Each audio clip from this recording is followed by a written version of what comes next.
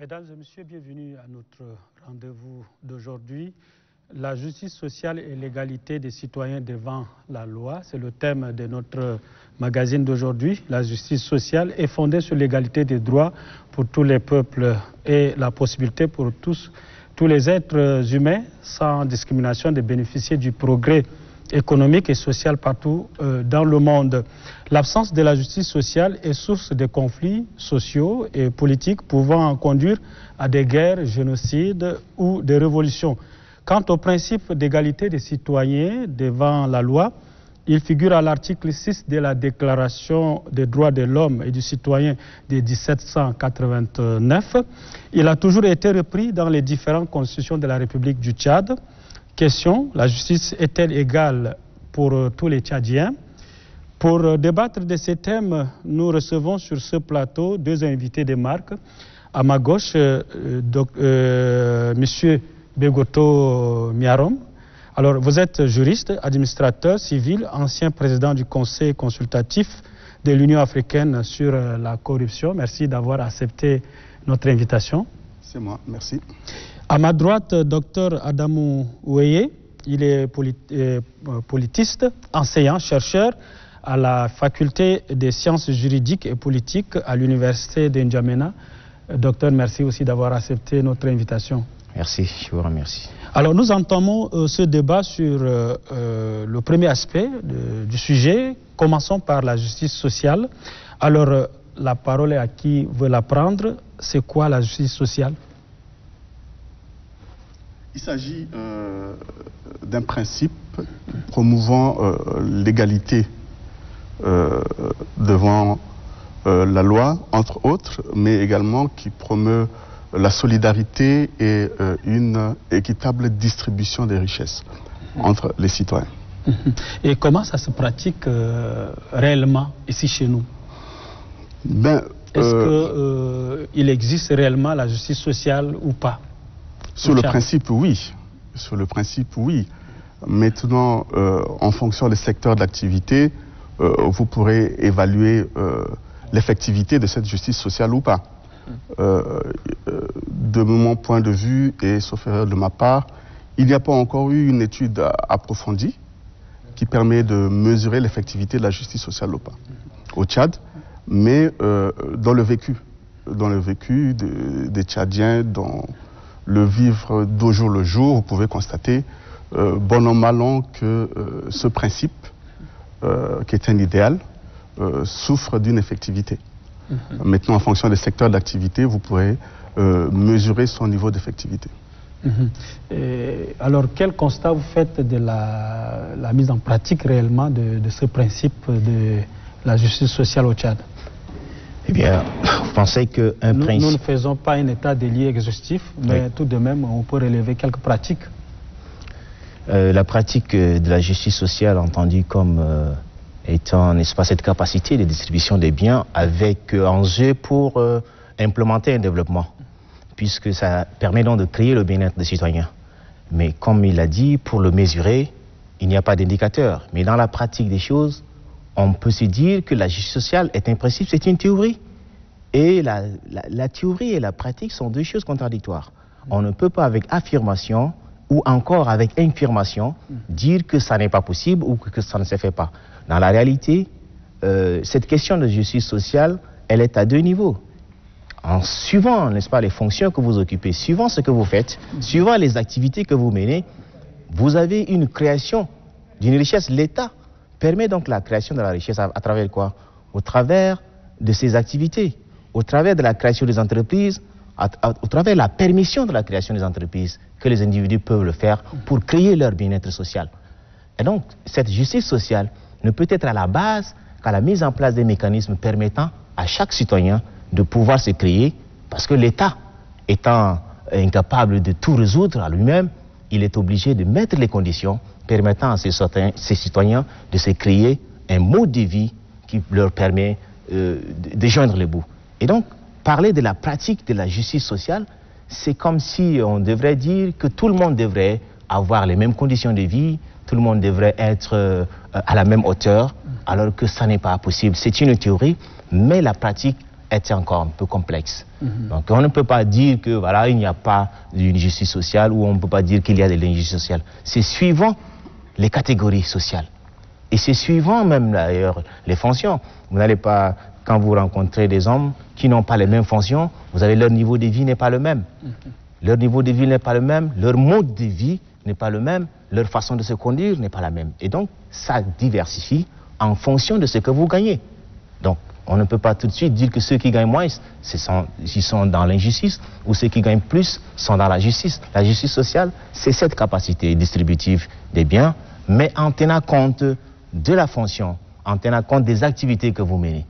Donc, l'État ne peut pas lui-même mettre tout à votre disposition, mais il vous appartient également. L'État interventionniste, c'est cet État qui met en place tous ces mécanismes, mais il appartient au citoyen lui-même de se battre. Comment faire pour créer sa justice lui-même? Parce que la justice d'État, un principe, c'est une théorie qui ne peut s'appliquer dans la réalité comme on la pense. Alors, quand on parle de l'exclusion dans certaines décisions, et lorsqu'on dit que les décisions ne sont pas prises de façon équitable, est-ce qu'on dénonce ici le manque de la justice sociale ou bien c'est dans un domaine administratif par exemple? Mais vous savez, pris dans son acception négative, la justice sociale, c'est l'absence d'inégalité. Voilà. Et si nous voulons avoir une société juste, aussi bien qu'il y ait la garantie du respect d'égalité de droits et de libertés, l'égalité des chances, parce que l'État doit pouvoir mettre en place des mécanismes qui accordent à tous ses citoyens une égalité des chances. Le troisième principe qui voudrait qu'une société soit juste, voudrait également qu'on puisse instaurer une forme de ce qu'on appelle de nos jours une discrimination positive à l'égard de certaines couches de la société qui ne sont pas, je dirais, qui ne bénéficient pas des mêmes avantages. Et là, on fait référence à une certaine forme d'inégalité. Maintenant, sur le plan administratif, il y a un certain équilibrisme qui voudrait qu'on puisse tenir compte des réalités de terrain. Est-ce que prendre des décisions sur le plan administratif reviendrait à dire qu'on fait du favoritisme ou qu'on refuse de mettre en œuvre la justice sociale? Ce débat, il reste ouvert.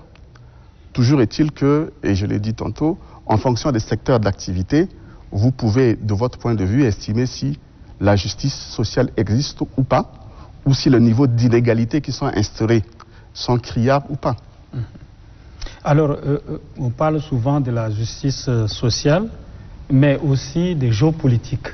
Mais quand on met en pratique la géopolitique, est-ce que le principe de la justice sociale n'est-il pas foulé aux pieds?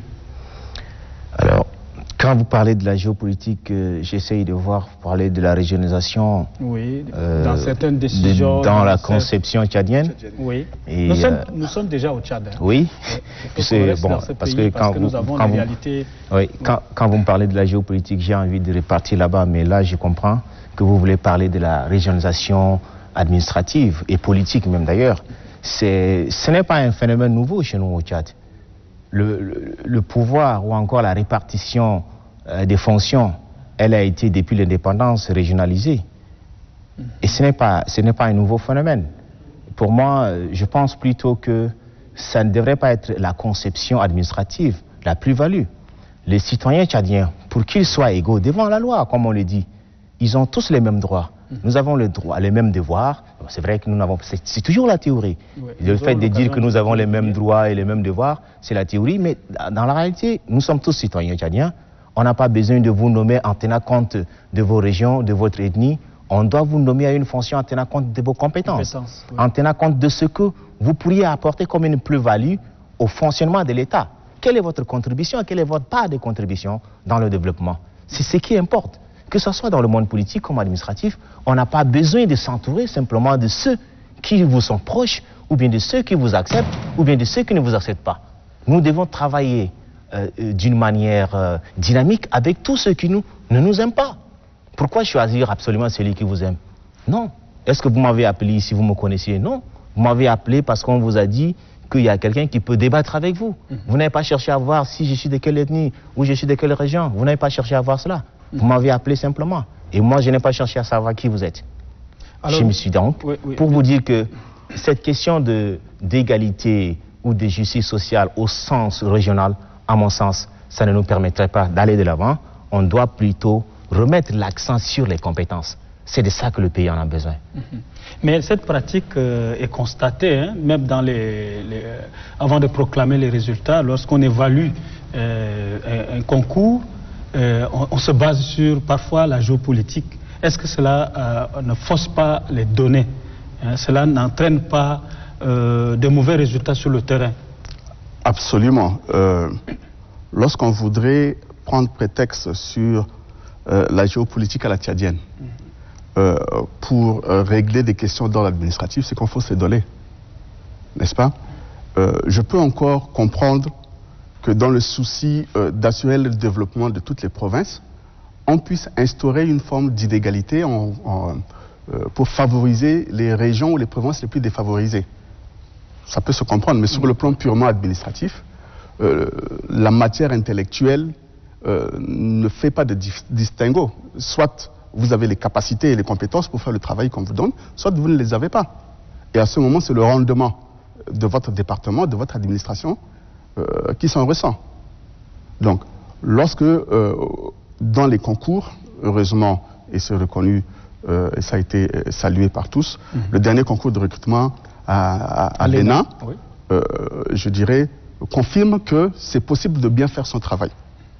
Donc, si nous voulons avoir une société compétitive, nous devons tenir compte non seulement du renforcement des capacités des citoyens, mais également être sûr de placer l'homme qu'il faut à la place qu'il faut, si effectivement le Tchad veut s'inscrire dans le concert des nations. Mais ce n'est pas seulement qu'un cas typiquement tchadien, hein, ça existe partout. Sauf que l'usage qu'on en fait au Tchad dépasse les bornes. Et surtout que nous sommes dans un cadre de guerre économique. La guerre économique, elle est déclarée depuis bien longtemps. Et nous, on dort. Nous sommes dans un monde de communication un peu beaucoup plus développé. On est dans l'intelligence économique. L'intelligence économique voudrait que l'État s'entoure de ses compétences. Que ceux qui travaillent ne travaillent pas parce qu'ils veulent travailler. Que ceux qui travaillent travaillent parce qu'ils peuvent fournir un travail qui permettrait donc au Tchad de se développer. Alors, si déjà on doit choisir les gens simplement pour des raisons régionales, pour des questions de religion, etc., on passera tout à fait à côté de la réalité et on sera toujours dernier. Pourtant, nous avons toutes les ressources. Nous avons tout pour être un grand pays, mais nous avons tout pour ne pas l'être. Simplement parce que quand vous voyez un ministre nommé, tout autour de lui, il n'y a que ses parents. Et si, il n'est pas interdit de nommer ses parents à une fonction. Mais il faut que ces messieurs soient capables de faire le travail pour lequel il a été recruté. Et non qu'on recrute des gens, on leur place, et c'est les autres qui font le travail à leur place. Pendant qu'il se sucre tranquillement, il est tranquillement assis dans son canapé à la maison. C'est celui qui n'a pas. C'est ça l'injustice sociale d'ailleurs. C'est celui qui ne fait rien, qui gagne au détriment de celui qui fait quelque chose. Pour moi, c'est ça l'injustice sociale. On doit mettre à la place de celui qui fait quelque chose les moyens pour qu'il le fasse, et non le contraire. Et donc, si nous voulons nous inscrire, comme l'a dit Begoto, sur l'échiquier des pays développés, il faudra donc que nous nous attelons à nommer des personnalités compétentes, peu importe qu'ils soient vos parents ou pas, qu'ils soient à mesure de faire le travail. Oui, et c'est là la justice sociale. C'est cela. Et faisons toujours l'état des lieux de la situation. Et sinon, quelle forme d'injustice sociale constate-t-on au Tchad et dans quel domaine précis? On a cité déjà l'éducation nationale, on a cité l'administration. Est-ce que c'est dans tous les différents domaines du pays ou bien dans le cercle familial, ça existe également? Dans les institutions privées, ça existe également? Ben, écoutez, moi je disais que cela pouvait se ressentir dans tous les secteurs d'activité. Hein. Sur le plan familial, que vous le vouliez ou pas, vous allez le ressentir. Hein. Il y a toujours au sein de la famille un petit enfant qui est toujours chéri. Et on vous dira facilement que les inégalités ne peuvent qu'exister tout simplement parce que les 5 doigts d'une main ne s'équivalent pas. Bon, maintenant, dans le secteur, oui, nous l'avons dit, dans le secteur du recrutement, de l'éducation nationale, de l'accès à l'emploi public, dans le secteur, je dirais, des nominations, des affectations aux fonctions publiques, c'est encore plus criard. Lorsque vous prenez, ne serait-ce que dans le secteur économique, la répartition des richesses sur l'étendue du territoire se fait en dents de scie. Vous avez, au jour d'aujourd'hui, au Tchad, dans certaines provinces, où l'accès à l'eau potable reste toujours une théorie. N'est-ce pas? Vous avez, au jour d'aujourd'hui, dans certaines provinces au Tchad, où les conditions optimales pour permettre aux enfants d'aller à l'école n'est que pure théorie. Et pourtant, ces richesses, nous les avons eues. Nous aurions pu, sinon dû, faire une répartition équitable de ces richesses-là, afin de donner la possibilité à tous les enfants tchadiens d'avoir accès à l'eau potable, de se soigner, d'avoir accès à une éducation et à un environnement sain. Dans certains établissements scolaires qui se trouvent dans quelques régions du pays, ces établissements n'ont pas des infrastructures, n'ont pas d'enseignants, alors que dans d'autres où les élèves sont moins nombreux, on a des infrastructures de haute classe, des enseignants en nombre suffisant, sinon débordés. Est-ce que c'est cela aussi la justice sociale? Je pense que ce n'est pas la question de la justice sociale, c'est plutôt un problème de politique publique. Ce sont les questions des politiques publiques de l'État. Ce ne sont pas ces enfants qui ont besoin d'aller s'asseoir là où il n'y a pas de bancs. C'est l'État qui organise sa politique publique en construisant des infrastructures scolaires, en y envoyant des enseignants en tenant compte de ce qui peut être fait. Parce que si vous avez plus d'élèves, vous aurez besoin de plus d'enseignants. Mais ce n'est pas le cas, parce que dans certains établissements scolaires, il y a plus d'élèves, peu d'enseignants. Mais ce n'est pas l'injustice sociale, comme je vous le dis. Oui. C'est plutôt la question de l'organisation de la gouvernance. C'est l'État qui doit organiser ses politiques publiques éducatives. Est-ce que c'est sur une logique donnée? Ce n'est pas une logique. Dans la mesure où vous avez un établissement, il y a des élèves et qu'il n'y a pas d'enseignants. Il n'y a aucune logique. La logique voudrait qu'il y ait un enseignant pour encadrer ses élèves. Vous avez un établissement, mais l'établissement, ce n'est juste qu'un bâtiment. Un bâtiment ne fonctionne pas. Quand il n'y a qu'un bâtiment, ce n'est plus une école, c'est un bâtisse. Pour qu'il y ait sens de l'école, il faut qu'il y ait des élèves et des enseignants. La répartition des enseignants dans les établissements est fonction de la répartition et de l'organisation du ministère de l'Éducation nationale. C'est le ministère de l'Éducation nationale qui doit envoyer, après avoir identifié les écoles, il doit envoyer des élèves et envoyer des enseignants, envoyer des administrateurs pour diriger cette école. Et donc, ce sont ces gens qui doivent travailler. Mais dans les cas, vous savez qu'ici à N'Djamena, il y a des enseignants qui sont affectés dans les provinces, mais ils refusent d'y aller. Il appartient à l'État de faire pression, puisque vous gagnez. Et c'est aussi ça, je disais tout à l'heure au départ, alors qu'ils ne sont pas sanctionnés. Voilà, quelle est donc votre contribution au développement? Vous criez sous-développement, vous criez à la mauvaise gouvernance, vous criez à ceci, cela. Mais quelle est votre part de responsabilité dans tout ce qui ne va pas? On affecte des enseignants, ils ne veulent pas aller sur le terrain. Ils sont à N'Djamena. Et alors, après on va dire que non, l'État n'a rien fait. Il appartient à l'État de surveiller, de voir qui est allé ou qui ne l'est pas. Et il faut donc sanctionner ceux qui ne travaillent pas. Parce que ceux qui ne travaillent pas gagnent pour rien. Ils touchent sur le compte du trésor public. Oui. C'est lui qui, d'ailleurs, même le syndicat de sécurité le dit, que celui qui ne travaille pas ne mange pas. Et quand on vous sanctionne, on crie, alors que vous savez très bien que vous n'êtes pas en train de faire votre travail. Et lorsqu'on ne sanctionne pas, c'est aussi de l'injustice sociale, alors que l'injustice sociale, parce que d'autres sont sanctionnés. Que la sanction soit... Oui, la sanction doit être équitable. Ce n'est plus la question de l'injustice sociale, c'est une question de la responsabilité administrative. Lorsque vous êtes sanctionné, c'est une question de la responsabilité de votre... Et si vous n'êtes pas sanctionné, alors que vous méritez la sanction? Mais ça, tout ça dépend de votre chef. Il se pourrait même que ce chef soit soudoyé. Il y a aussi tout ça. Il y en a qui payent simplement le chef. Il est enseignant au lycée, quelque part à Moundou, et il préfère rester ici avec sa famille en N'Djamena. Il paye le proviseur tranquillement. À chaque fin de mois, le proviseur prend son argent.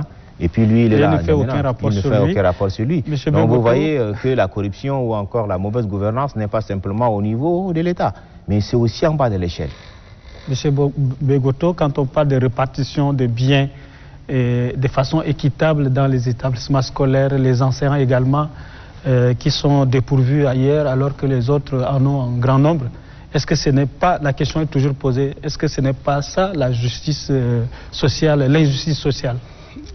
Il l'a dit, il en va non seulement d'une responsabilité administrative, mais également d'une responsabilité individuelle. Premièrement, si vous avez accepté, vous vous êtes engagé à faire carrière dans l'enseignement, c'est que vous vous êtes engagé à vous sacrifier pour une cause bien noble. Et donc, si on vous affecte en tant qu'enseignant dans une province, vous y allez. Si vous ne voulez pas y aller, à ce moment, vous désistez. Vous ne pouvez pas prétendre gagner un salaire et ne pas effectuer le travail qui y va. Premièrement. Deuxièmement, donc, le fait pour l'État, cet abandon ou bien cette démission de l'État dans sa responsabilité de suivi administrative, a son corollaire également dans l'irresponsabilité individuelle de l'enseignant qui refuse d'aller sur le terrain. Premièrement. Deuxièmement, ce n'est pas seulement que ça la question. Il faudrait également que l'État puisse veiller à une répartition, je dirais, juste. Un prorata, un quota qui voudrait qu'un enseignant puisse encadrer un certain nombre bien délimité d'élèves. Au jour d'aujourd'hui, dans certaines classes, ici en N'Djamena, vous avez un enseignant pour 80 ou 90 élèves au CP1. Qu'est-ce que l'enseignant peut faire? Il ne peut pas s'en sortir, il va... Impossible. Alors, les conditions de travail n'étant pas réunies, forcément, vous allez assister à une démission de l'enseignant. Il va venir et faire le strict minimum. À ce stade-là, tout doit être remis sur la table. Il ne suffit pas seulement de vouloir organiser des états généraux ou je ne sais quoi. Ça ne va servir à rien. Donc on ne décide pas, premièrement, de recruter les gens qu'il faut. Des gens qui ont des compétences, qui ont les capacités d'encadrer, parce que tout le monde ne peut pas être enseignant. Hein. Oui. Tout le monde n'a pas cet art de pouvoir transmettre. Dès qu'on trouve un échappatoire, on dit « Ah, ça tombe bien, je vais aller dans l'enseignement parce que ça me permet d'être intégré à la fonction publique. » Mais au final, cet enseignant se retrouve à faire du clando. Puisqu'il n'est pas venu par vocation. Ben voilà. Alors nous allons aborder bientôt le second aspect de la question. Mais quelles sont les conséquences de l'injustice sociale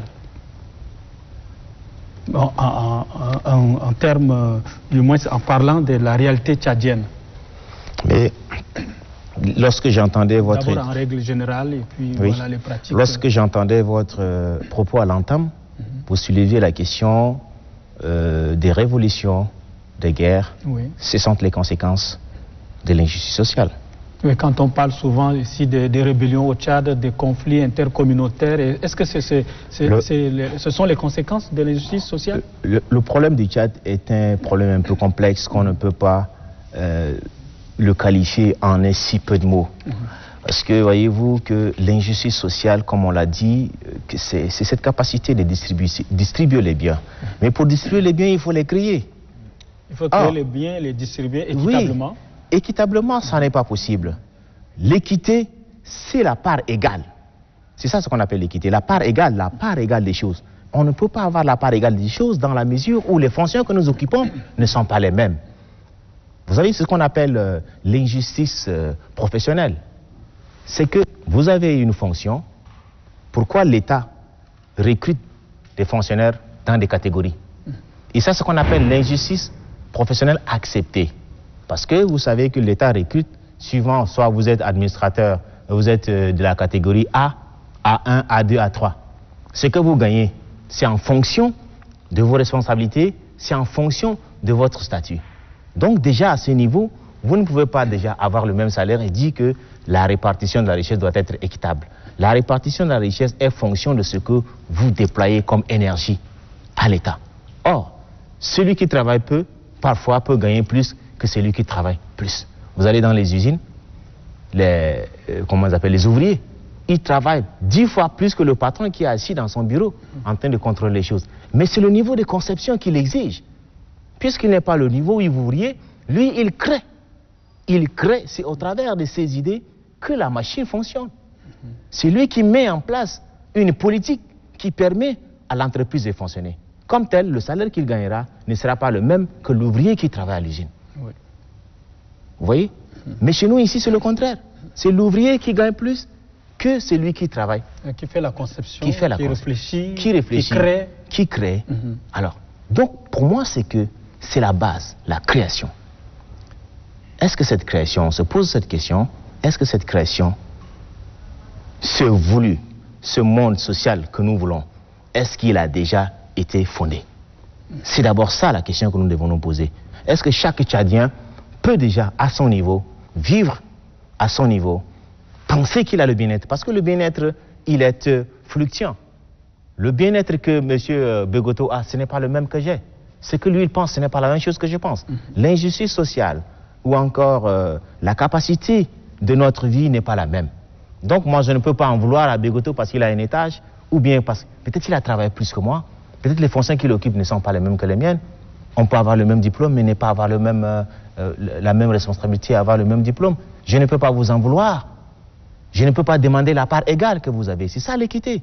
Or, l'équité ne peut se faire que lorsque nous avons ce qu'on appelle la communalisation des biens. C'est le communisme. D'ailleurs, le communisme n'est que 20 mots. Ça n'a jamais existé. Lénine et Staline ont proclamé le communisme. Ils ont proclamé, appelé, n'est-ce pas, les prolétaires du monde entier à s'unir. Mais quand vous êtes prolétaire, vous avez les mêmes idées. Mais dès lors que l'un de vous quitte votre camp de prolétaires, il n'est plus prolétaire, il devient bourgeois. Et les idées qu'il a ne sont plus les mêmes que vous. Ce qu'il veut n'est plus ce que vous voulez. Vous voulez du pain, lui, il va avoir plus de pain. Donc, cette question, vous avez quelque chose à ajouter par rapport aux conséquences de l'injustice sociale? Ben oui. Les différents mouvements qu'on a constatés, rebelles et autres qu'on a constatés, de mon point de vue, sont une des conséquences finales de l'inégalité sociale. La mauvaise gouvernance, le fait de s'accaparer des biens publics, le monopole des richesses ne peut qu'engager des frustrations. Et donc, au final, il y aura le constat selon lequel il n'y a pas de développement social. Ça crée des frustrations et forcément, ça pousse à la révolte. Jean-Luc Porquet a clairement dit que accepter les inégalités sociales, c'est préparer la guerre. De mon point de vue, ça résume essentiellement un peu tout. Maintenant, si l'État voudrait réellement, je dirais, assurer une certaine paix et une sécurité telle que reconnue par les Nations Unies, l'État devrait travailler dans la dynamique de pouvoir garantir ses droits et libertés à tous les citoyens, de veiller tant bien que mal à ce qu'il y ait cette égalité des chances, n'est-ce pas, afin que la justice, qu'elle soit commutative ou distributive, puisse être mise en œuvre par l'État. Il s'agira forcément de ne pas, comme il l'a si bien dit, donner les mêmes chances, ou du moins distribuer les richesses de façon équitable à tout le monde. Oui. N'est-ce pas? Oui. À situation égale, prestation égale. Mais on doit également tenir compte du fait que nous avons, qu'on le veuille ou pas, affaire à une frange de la population qui est la plus défavorisée. Et celle-là, on ne doit pas la mettre en marge de l'évolution et du développement de la société. Et voilà. Excusez-moi, je voudrais compléter en disant que vous posez les conséquences, vous voulez revenir sur les guerres que nous avons connues, les rébellions, mais en réalité, ces rébellions ne sont pas les rébellions dues à l'injustice sociale. Non. Vous pensez que ceux qui ont ramassé les armes pour sortir, est-ce qu'ils n'ont pas d'argent? Vous pensez qu'ils étaient plus à l'aise que ils étaient plus à l'aise.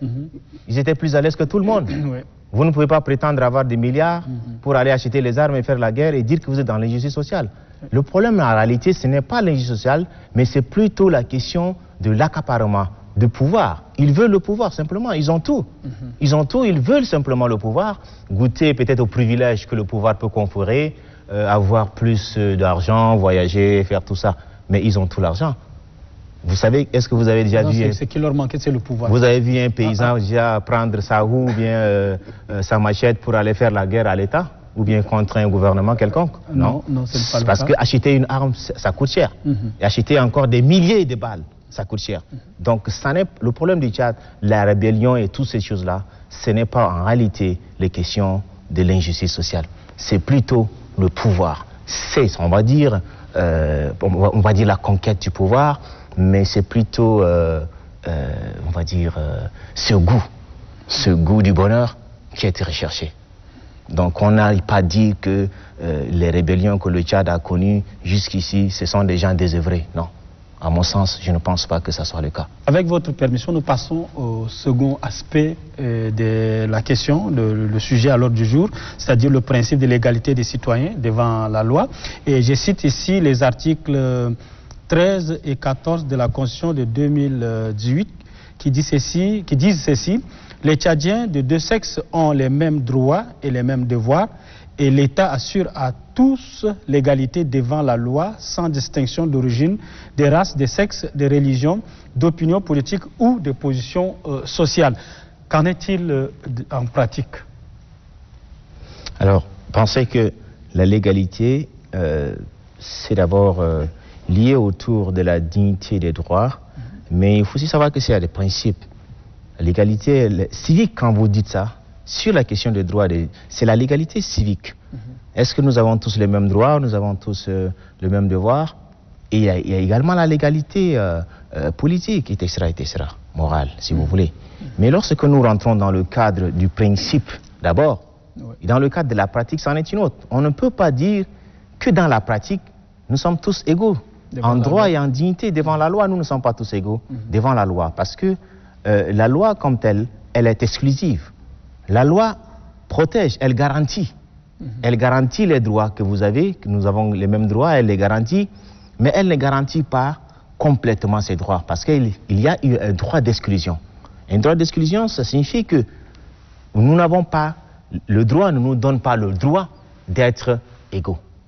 Simplement parce que, lorsque nous regardons un peu, allons avec des exemples simples, lorsque vous partez à une élection, vous êtes tous des citoyens, on vous dit que vous avez les mêmes droits, vous avez la même dignité, etc. Vous avez les mêmes droits. Mais vous n'avez pas les mêmes droits. Pour être électeur, ou bien il faut avoir au moins un âge minimum. Pour être, pour être candidat, il faut que la loi définisse les conditions d'éligibilité. De ce point de vue, déjà, il y a une exclusion. Il y a une exclusion. Et aussi, il y a certains citoyens qui ont de l'immunité. Certains ont l'immunité présidentielle, d'autres ont de l'immunité parlementaire. Ils ne sont pas les mêmes. Et c'est pour cette raison que lorsque vous êtes en conflit avec la loi, d'autres personnes ont la chance de ne pas être condamnées très rapidement que les uns et les autres, vous et moi par exemple. Et donc, cette question d'égalité, de la dignité devant la loi, c'est aussi un autre phénomène. Nous n'avons pas tous la même dignité. Je me rappelle de l'arrêt du Conseil d'État français sur la question comment on appelle ça, du jet de nez. Le nez, il y a un jeu là, on prend un nez, on le balance, on le jette, en quelque sorte comme un jeu comme vous entendez. Mais ça fait l'objet d'un procès en France. Le maire a interdit ce procès, a interdit, je vais dire, ces jeux, et l'entreprise a porté plainte contre le maire. Finalement, le Conseil d'État a donné sa décision en disant que le maire étant responsable de la salubrité et de la sécurité des citoyens et que la dignité de ce nez devrait être respectée, et bien entendu ce jeu a été interdit parce que c'est la dignité de l'homme. Or, ceux-là quand ils jouaient avec lui comme si ce n'était pas un être humain. C'est pour soulever la question de la dignité. La dignité, c'est quelque chose d'intrinsèque qui est en nous. Mais lorsque nous essayons d'entrer dans la pratique, nous n'avons pas la même dignité. La même dignité qu'on reçoit, les notables. Lorsque nous entrons quelque part, nous n'avons pas la même... D'ailleurs, même quand vous vous promenez, il y a ce qu'on appelle l'ordre protocolaire. L'ordre protocolaire suppose déjà que du point de vue pratique, la dignité dans son principe, comme on le dit, que nous sommes tous nés égaux en dignité, en droit, n'existe pas. Vous ne pouvez pas entrer et venir comme ça, comme vous le voulez, entrer là où vous n'êtes pas attendu. Alors ici, chez nous, l'inégalité, est-ce que c'est en termes de genre ou en termes de quoi? C'est en termes de quoi? C'est ce que nous constatons. C'est le tout. Vous avez des femmes qui peuvent avoir plus de dignité que l'homme. Et le contraire aussi. C'est vice-versa. Il y a des endroits où une femme peut entrer, il y a des endroits où vous ne pouvez pas entrer. Il y a des gens, comme on le dit, il y a des bonnes naissances, il y en a qui sont, on va dire, des mauvaises naissances parce qu'ils n'ont pas à la base cette capacité. Vous voyez, quand vous repartez chez le sultan, etc., le sultan, il est le sultan. Mais tout le village, est-ce que la dignité des citoyens dans tous ces villages, à comparer au sultan, est-ce que c'est la même chose?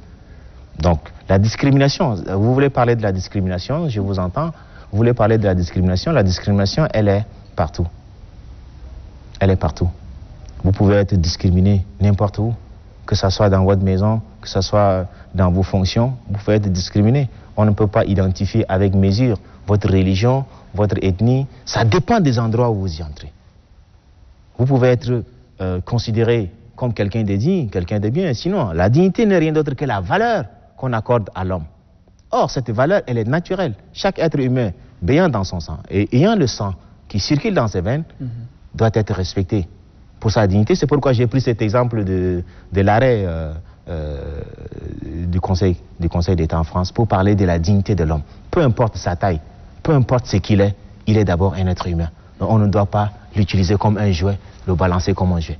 En tant qu'être humain, vous n'avez pas besoin d'être dans une couche sociale bien aisée ou être d'une religion quelconque ou d'une région quelconque pour bénéficier de cette dignité.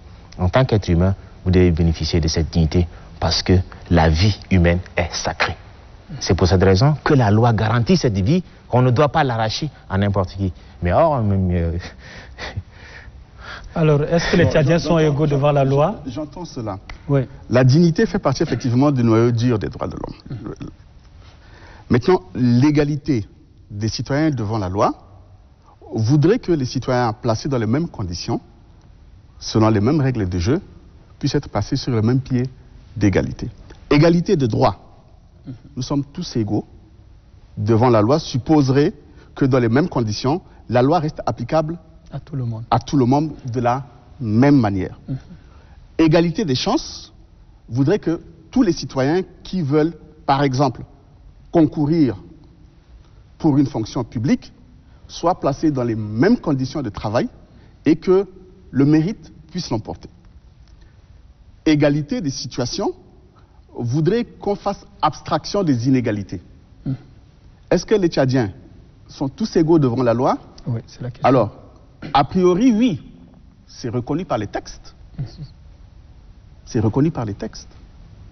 Et le Tchad, d'ailleurs, n'a fait que incorporer et implémenter toutes les conventions qu'il a ratifiées. Mais est-ce qu'en pratique... Dans les faits, c'est un autre sujet. Lorsque vous prenez, par exemple, sur les contentieux fonciers, les décisions de justice qui sont rendues vous laissent comprendre qu'il y a un réel problème. L'accès à la fonction publique, égalité devant la loi, au final, le sujet se pose, la question reste posée. Oui. Donc, égalité devant la loi des Tchadiens, sur le principe, sur la théorie, oui. Dans les faits, non. On parlait tantôt de la répartition des richesses. Si tous les Tchadiens sont égaux devant la loi, cela partira du postulat que l'État, qui doit garantir un accès équitable à tous sur des richesses, doit être en mesure de donner à chaque province le strict minimum pour lui permettre de se développer. Docteur Weye avait parlé tantôt des conditions devant permettre la création de l'emploi, la création des entreprises. Lorsqu'on voit un peu comment est-ce que les entreprises publiques ou privées sont un peu gérées dans notre pays, vous vous posez des questions sur la finalité de création des entreprises. Lorsque les compétitions en termes d'acquisition ou bien de sélection des entreprises pour les marchés publics, les conditions qui sont créées tout autour de ces marchés publics sont gérées, vous vous posez de sérieuses questions. Est-ce que dans la course à l'accès au marché public, toutes les entreprises tchadiennes qui y postulent sont égales devant la loi? La question restera posée. Dans les faits, vous aurez facilement la réponse. Et vous avez autant d'exemples que vous pouvez développer et sur lesquels vous vous poserez la même question. Y a-t-il égalité ou pas? Et ensuite, au final, vous pourrez aisément tirer votre conclusion. Oui, vous avez survolé plusieurs domaines, mais quels sont les facteurs qui font qu'aujourd'hui, on n'arrive pas à mettre en pratique ces principes qui existent dans toutes les constitutions que le Tchad a eu à connaître? Il est facile de théoriser et difficile de pratiquer. Donc c'est la pratique qui est difficile. Très difficile parce que mais ça... Pourquoi la pratique est difficile? Surtout le cas du Tchad. Le cas du Tchad est un phénomène collectif. La responsabilité dans la mauvaise gestion de nos biens publics est un phénomène collectif. Il ne faut pas attribuer la responsabilité à un individu donné. Vous voyez? Regardez, c'est très simple de voir ce qui se passe au Tchad. Oui, restons par exemple dans le domaine de la justice. Est-ce que ce sont les magistrats? Est-ce que c'est les avocats? Est-ce que c'est le pouvoir public qui est à l'origine de cette mauvaise pratique qui n'est pas en phase avec ce principe de l'égalité devant la loi? Ce principe de l'égalité devant la loi, ce n'est pas simple. Comme je disais, c'est un phénomène collectif. C'est une responsabilité collective. En même temps, ceux que vous venez de citer sont les uns et les autres acteurs de la non-application de ce principe, et en même temps les justiciables eux-mêmes aussi. On ne peut pas simplement indexer une seule personne, de dire que tout ce qui se passe à la justice, c'est de la responsabilité ou bien de l'irresponsabilité du magistrat ou du juge, ni encore de du ministère en charge de la justice. Mais quand vous voulez, n'est-ce pas, faire ce qu'on appelle la comptabilité, rendre compte de ce qui se passe par rapport à un sujet bien donné, il faut donc regarder un peu plus loin, il faut observer tout le monde, voir qu'est-ce que chacun de nous fait pour que tout ne marche pas, voir quelle est donc la responsabilité individuelle de chacun afin d'en faire la responsabilité collective. Et donc quand vous rentrez dans la mauvaise gouvernance, dans la gestion des affaires judiciaires, moi je ne connais pas bien le milieu de la justice parce que je n'y vais pas souvent, mais j'entends ce qui se passe. Et que ce qui se passe, ce n'est pas simplement les juges qui sont de mauvaise foi, mais les justiciables eux-mêmes poussent. Puisqu'il y a des corrupteurs et il y a des corrompus. Donc, si on doit chercher, n'est-ce pas, à attribuer la responsabilité de la mauvaise chose à quelqu'un, il faut aussi voir qui a commencé quoi. Quand vous rentrez à la justice, vous vous rendez compte que tout le monde fait tout. Les gendarmes, les plantons, ce sont les mêmes qui peuvent, vous voulez aller faire un casier judiciaire, on ne cherche même pas à vérifier vos antécédents, etc.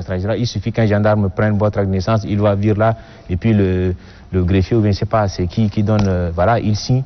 C'est la cour du roi Péto. Oui.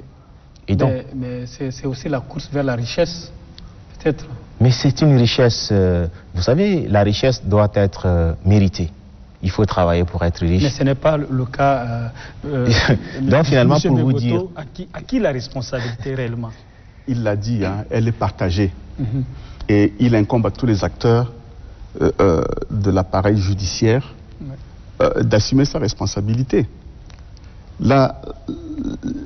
L'inégalité des citoyens devant la loi et spécifiquement devant l'appareil judiciaire, mais c'est toute une chaîne. Hein. Si vous, en tant que personne impliquée dans cette chaîne-là, vous décidez de casser cette chaîne, c'est très simple, vous y mettez un terme. Donc, si le magistrat reste dans son rôle de magistrat et fait son travail en son âme et conscience, la loi sera dite. Si l'avocat défend son client selon les règles de l'art, la loi serait dite. Il y a des recours. Hein. Il y a des recours qui sont possibles. Et si le justiciable décide de ne pas soudoyer, ne serait-ce que son avocat ou le magistrat, la loi sera dite. Vous avez des voies de recours qui existent, vous pouvez y recourir. Premièrement. Deuxièmement, ce n'est pas parce que vous allez rester, je dirais, observer les règles de l'art, que je dirais que tout va aller dans le meilleur des mondes. Non, il y a forcément des failles. Et ces failles, il faut chercher son origine à la base. Il faut chercher son origine à la base.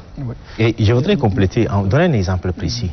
Pour casser ce qui ne marche pas, vous êtes à mesure de casser. J'ai un ami, j'étais le nom, qui veut, n'est-ce pas, être notaire. Et donc, je ne sais pas, on appelle ordre de notaire ou bien... La Chambre nationale des notaires. Et pour le devenir, il faut mener une enquête. On mène une enquête de moralité sur vous, afin, n'est-ce pas, d'envoyer vos noms, je ne sais pas, pour un décret. Alors, ces membres, certains, demandent donc à mon ami de donner de l'argent. Sinon, ça passe pas. Ceux qui sont chargés de faire l'enquête demandent de l'argent. Pas les notaires, mais ceux qui sont chargés de mener des enquêtes à différents niveaux. Je ne dis pas à quel niveau. Et ils veulent devenir notaires, mais ceux qui sont chargés de faire des enquêtes à différents niveaux demandent de l'argent. Il m'a dit ça. J'ai dit, mais écoute, tu leur dis très clairement que tu ne donnes pas. Il dit non, s'il dit là, ils vont pas donner avis favorable pour qu'ils puissent être nommés. C'est la même chose. L'égalité de tous devant la loi ne se résume pas seulement que dans le secteur de la justice. Non, c'est un exemple c'est dans tous les secteurs d'activité. Oui, un topographe qui doit aller sur le terrain pour délimiter, tracer les rues, et il faut d'abord de l'argent. Donc les gens du quartier collectent de l'argent pour le faire venir. Et voilà. Quand il sera sur le terrain, je pense que c'est lui qui a donné une grosse somme. Effectivement. On doit dévier la route. Et c'est ça le véritable problème. Oui. À différents niveaux, tout ce qui ne marche pas dans notre pays, c'est que nous laissons les choses faire et après nous venons les critiquer. Alors on va aborder en termes de solutions. Que faut-il faire pour le Tchad pour qu'il y ait réellement, qu'on observe réellement ce principe de l'égalité des citoyens devant la loi. On a plusieurs domaines, on a décrié tout ce qui s'est passé. Maintenant, que faut-il faire? Quelles solutions peut-on proposer? Bon, les pistes de solutions, disons. Alors, je pense que proposer des solutions, c'est ce que nous sommes en train de dire. Oui. Lorsqu'on critique quelque chose, on critique une chose, ce sont des solutions que nous sommes en train d'apporter. Et on serait en train de se répéter, parce que le problème du Tchad, c'est un problème de la mauvaise gouvernance, simplement. C'est un problème de responsabilité de l'État et de chacun de nous. Alors, si nous voulons avoir un pays stable, un pays développé, un pays qui se respecte, il faudra donc que chacun fasse bien son travail.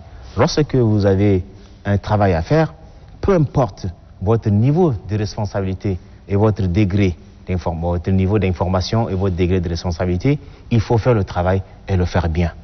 Parce que c'est ça ce qu'on appelle la fierté de ce qu'on est, la fierté dans le travail. Si vous n'êtes pas fier de ce que vous avez, si vous voulez en voir encore plus, sans même déjà chercher à accomplir les tâches que vous avez, les plus minimes soient-elles.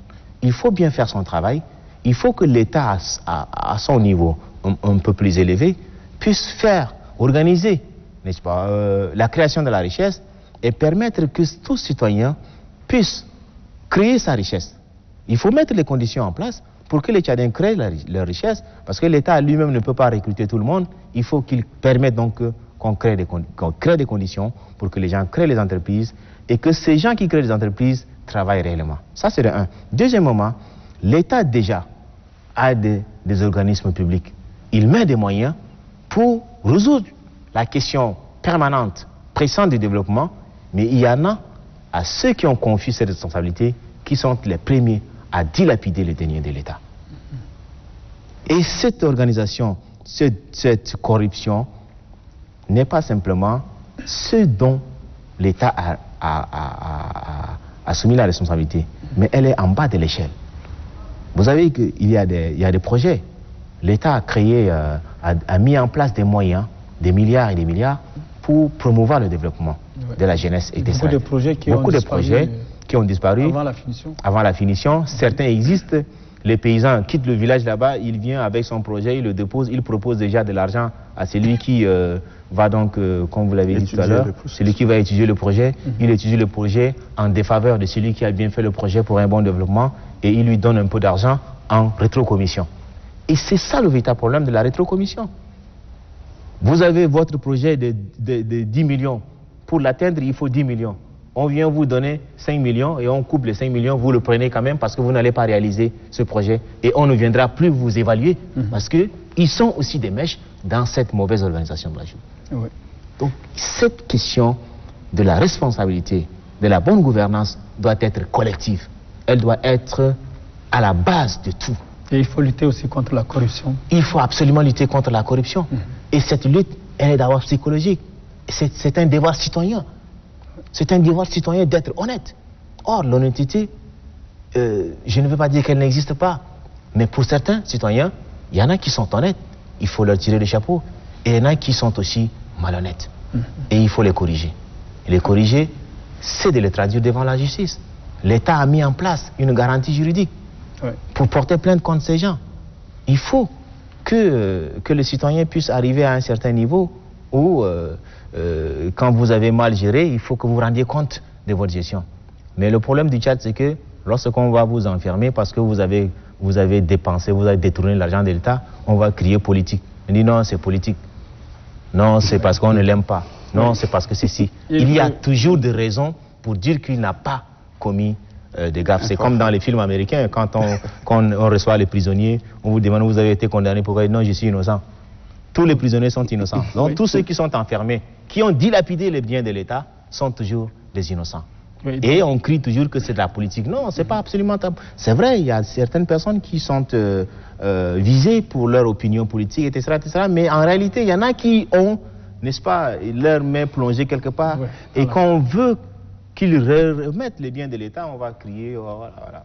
Et c'est aussi ça, un revers du Tchad. Donc, il y a tellement... C'est un fourre-tout, en fait. Effectivement. Il faut donc une justice saine, une justice aussi juste et indépendante. Voilà. Alors, vous avez aussi quelques éléments, des pistes de solutions? Je dirais, bon, au fait, c'est pratiquement ce qu'il a dit. Sinon, instaurer, restaurer l'état de droit. Cela sous-entend également instaurer, restaurer la bonne gouvernance, exiger et insister sur le principe de redevabilité. Il faut qu'on soit en mesure de rendre compte de l'utilisation des biens publics qu'on met à notre disposition. Veiller à une réelle égalité des droits. Ça suppose que tout le monde doit être mis sur le même pied d'égalité. Or, dans la société tchadienne aujourd'hui, c'est le culte de l'immunité versus ou / impunité. Il faudrait également, et il l'a dit avec insistance, sanctionner les personnes indélicates. Étant entendu que l'on n'est pas en mesure d'être redevable de l'utilisation des biens et deniers publics, on doit répondre de sa gestion, de sa mauvaise gestion. Et surtout aussi arrêter les nominations clientélistes. Parce qu'au fait, l'on nomme à des postes de responsabilité publique des gens qui n'ont aucun sens de la chose publique, des gens qui n'ont pas été formés à la gestion de la chose publique, et vous vous attendez à ce que ce soit ces gens-là qui puissent gérer convenablement. Non, c'est dire que nous avons ouvert tout simplement la porte de la bergerie au loup. Donc la lutte contre la corruption, elle va de soi. Voilà. Et je termine par là. Le sommet, ou bien la cerise sur le gâteau, serait l'effectivité d'une réelle volonté politique. L'effectivité d'une réelle volonté politique. Si nous avons affaire à des dirigeants qui décident d'instaurer ou de restaurer l'état de droit, de lutter contre la corruption et d'instaurer la bonne gouvernance, des choses vont aller d'elles-mêmes. Existe-t-il un état de droit? C'est une conception, mais oui, c'est un ensemble de tout. Quand je parlais tantôt de l'égalité des droits, l'égalité des chances, l'égalité des situations, c'est l'instauration d'un état de droit. Le respect des règles de droit au sein d'une société. Est-ce qu'il y a un état de droit qui existe? Oui, mais c'est en fonction des pays. Lorsque vous avez beaucoup de pays africains qui sortent comparativement, donc quand vous comparez le développement de certains pays africains entre les années 80 et les années 2015-20, je m'excuse du terme, mais il n'y a pas photo. Quand on sait par exemple ce qu'a connu le Rwanda dans les années 94, et quand on voit le Rwanda en 2022, le Rwanda sort d'où? Voilà. Lorsqu'on voit l'économie tchadienne en 1980 et qu'on compare à l'économie malienne de 1980 ensuite, qu'on fait la projection sur 2021-2022, vous vous posez de sérieuses questions sur qu'est-ce qui s'est passé. À quel moment le Tchad s'est arrêté pour faire une pause? Et cette pause a trop duré. Je pense que vous posez la question de l'état des droits. Vous allez dire en quelques mots. Okay. D'accord. L'état de droit, c'est un état fondé sur la loi. Le Tchad est un état de droit. C'est avec affirmation, parce que nous fonctionnons suivant nous avons une constitution qui est la loi fondamentale et nous avons des lois ordinaires qui gouvernent, avec lesquelles les gouvernants gouvernent. C'est un état de droit. On n'a pas besoin de se poser des questions là-dessus. Parce que la définition même de l'état de droit, c'est un état fondé sur le droit. Et nous avons la loi fondamentale. C'est la constitution qui est à la base, qui organise l'état. C'est à elle-même qui attribue les droits et les devoirs des citoyens. Et comme tel, on ne peut pas dire que le Tchad n'est pas un état de droit. Le Tchad est un état de droit depuis son indépendance. Voilà, je pense que le Tchad est un état de droit depuis 1960 et en 2022, le Tchad reste toujours un état de droit. Ouais. Mesdames et messieurs, chers auditeurs, chers téléspectateurs, merci de nous avoir suivis. Merci également à vous, Dr Adamou Weye. Merci. Et merci, Monsieur Begoto Miarom. Merci d'avoir accepté de participer à cette émission, nous édifier sur cette question très importante qui touche la justice sociale et l'égalité des citoyens devant la loi. Une fois de plus, merci d'avoir accepté cette invitation. Merci aussi de nous avoir suivis. Au revoir et à la semaine prochaine.